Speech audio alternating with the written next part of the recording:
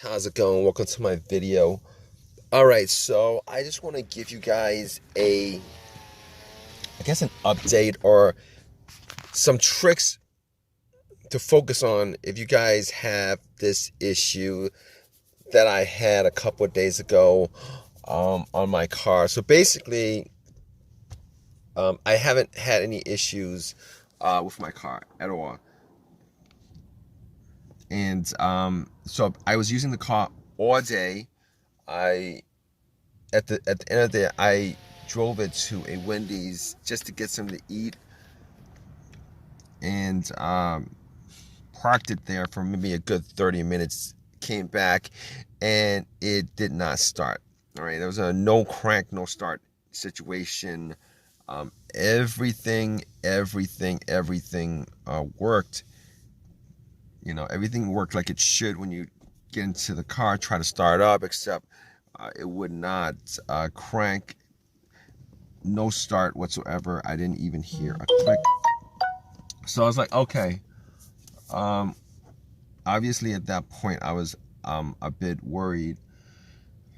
Try to start it at least a couple more times, like 7, 8, 9, 10 tries, trying to figure out what the issue was. And I pretty much tried to move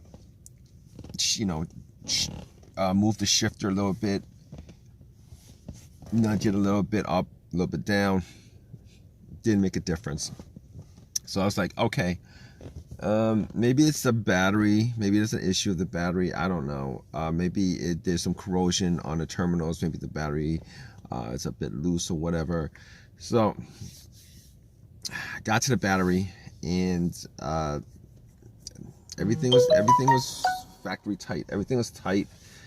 The cables were tight. There wasn't any kind of corrosion on it. I was thinking maybe it was a defective battery. Could be a defective battery. So I actually asked somebody for a jump and try to jump it, and nothing. Still got the same situation. Nothing happened. It was still dead. So I knew at that point it wasn't the battery that was the issue. So I was like, all right. At that point I was trying to figure out what other things could cause it.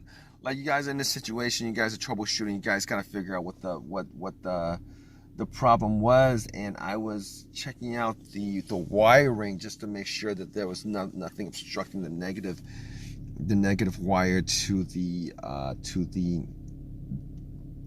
cable, to the frame of the car. And I was looking at that cable, the negative ground wire, the main negative ground wire, just to see if there's anything that could cause that issue.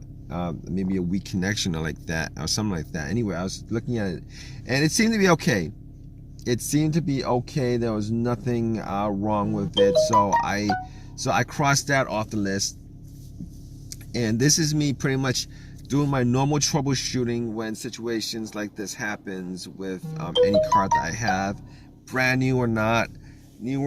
So I was like, okay, what else could it be? All right, so it could be a couple of other things with this situation. It could be the car's computer for whatever reason. So I was thinking to myself, were there any kind of codes?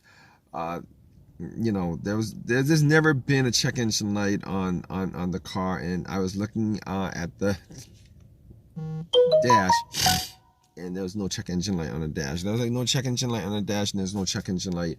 So but just to be sure it was not a computer issue, I had a $19 OBD2 $19 OBD2 reader that I got from Walmart. I plugged it in, and just made sure that it read all the way through, just to double check, just to make sure that nothing came up. There was nothing weird happening with the computer or whatever, because I've had situations where these no starts happen, and then the computer was the culprit. And normally a failed computer means that most of the time it will not read, the OBD2 will not read all the way through. Plugged it in, it read all the way through, no problems at all with that. So I could actually just pretty much just cross the computer off the list. But I was pretty much, at that point, I was kind of focused on the dash, just trying to pinpoint anything that was out of the ordinary that I wasn't seeing, and that nothing like that occurred. So at that point, I was thinking, okay, maybe it could still be something simple where I wouldn't have to spend money on it. It wouldn't have to be taken to the dealer or whatever. And I was thinking maybe it could be a fuse, maybe it could be a relay. I was thinking it's probably not the starter because, for the starter to wear out this soon, there is just improbable. Probably not improbable. No, improbable would be the word. Not impossible, improbable. So I was thinking to myself, I didn't want it to be the starter because this is a newer vehicle. So I was like, okay, fuses and relays. All right, they do blow every now and then for whatever reason. I don't think I've actually used the 12 volts in any way that would have blown a fuse or whatever. But thinking about situations that I've had with fuses being an occurrence on no start issues. I've had a couple of cases. One case where the main fuse of a car that I had, I think it was an Acura that had the main fuse blow, and in that case, I had absolutely no power going to any portion of the car. It was as if the car was completely dead. There was nothing happening. And it wasn't the situation in this car because I was getting power to everything. I was getting power to everything, even the security, the power windows, everything worked. So I knew that wasn't the case. And the other situation I had with a fuse issue was, I believe I had one of the I forget which fuse it was, but I think it was one of the fuses to an ECU. Had this happen on another car where there was a crank but no start situation, and it turned out to be a fuse. I forget where that fuse went to, and I already said it was the ECU, probably the ECU, but probably the ECU. So anyway,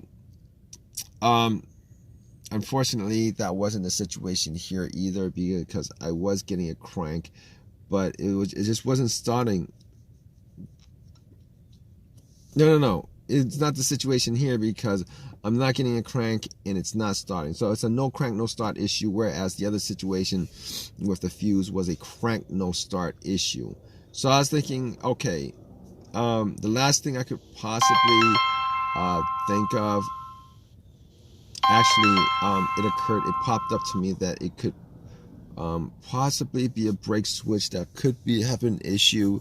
So I was thinking, brake switch, how do I, because this just popped up, because I had another car of a brake switch issue, and it popped up in my head, it could be a brake switch issue. So I pretty much had my foot on the brake and asked somebody if they could actually check to see the rear brake lights, just to make sure they worked, because the brake light works for the most part. The brake switch is working. There's no problems with the brake switch.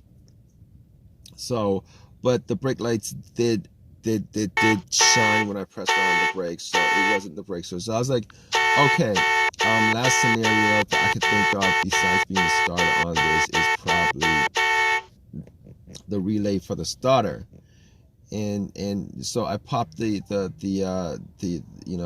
I was looking at the relays and just to make sure whether, checked it out and stuff, but it didn't look any different. Looked at the fuses, didn't have a fuse tester. None of the fuses looked like they were popped or blown, and so I kind of skipped that. So I went to the relay.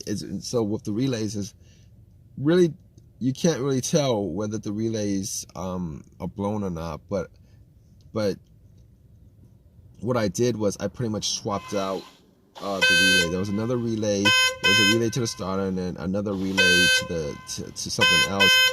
And I kind of swapped that out, hoping that that would fix the issue.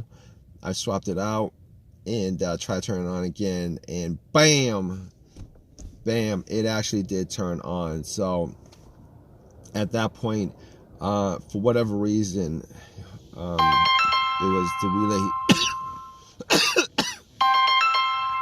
It was the relay starter that was. It was the relay to the starter that was the reason why I was having a no crank, no start issue. So anyway, if you guys are in this situation, I hope that this has helped you guys out, and I hope that whatever it is that's causing your issue, I hope it's nothing. Nothing big, but this is a new vehicle, so I didn't think it was anything. There was a issue with any of the main components of it. But then again, to be honest, these cars, you never know. But anyway, hope that has helped you guys out. If you guys have any comments, please leave a comment in the comment section. Please subscribe. Please give me a thumbs up. All right, guys, take care.